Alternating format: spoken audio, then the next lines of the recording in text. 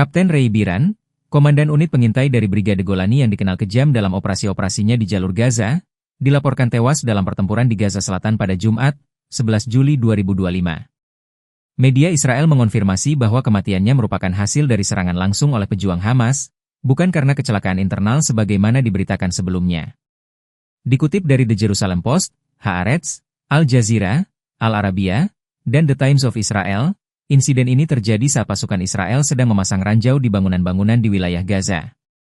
Namun di tengah operasi itu, terjadi ledakan yang menewaskan Kapten Ray Biran dan melukai sedikitnya 6 prajurit lainnya secara serius.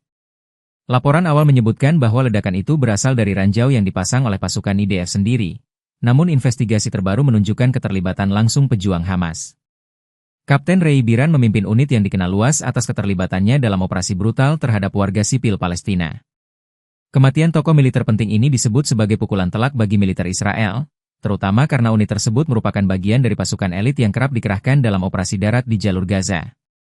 Media Israel menyebutnya sebagai salah satu yang terbaik, yang kini harus menjadi korban dari perlawanan yang terus membara di Gaza.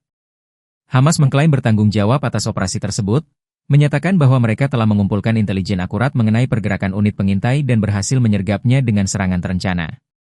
Sumber dari kelompok perlawanan menyatakan bahwa tindakan mereka bukanlah terorisme, melainkan bentuk perlawanan sah atas pendudukan. Perlawanan bukanlah terorisme.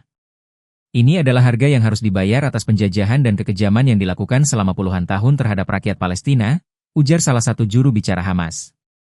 Insiden ini menambah panjang daftar korban di tubuh militer Israel sejak serangan darat diperluas ke Gaza Tengah dan Selatan.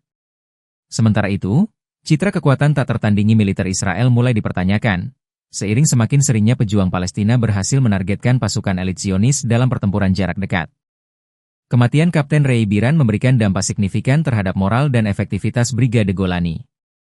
Sebagai komandan unit pengintai, Biran memiliki peran vital dalam strategi dan pelaksanaan operasi lapangan.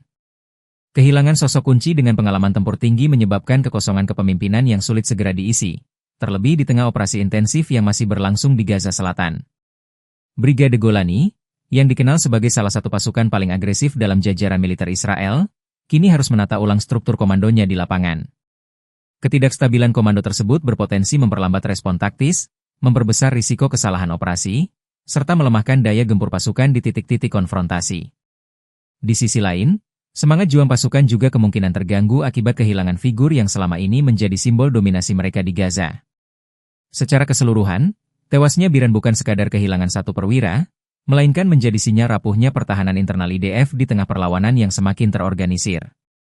Serangan yang menewaskannya juga menunjukkan bahwa Hamas mampu menembus pertahanan pasukan elit Israel dengan strategi intelijen dan taktik gerilya yang efektif. Ini membuka babak baru dalam konfrontasi di Gaza, di mana keunggulan teknologi militer Israel tak lagi menjamin superioritas mutlak di medan perang.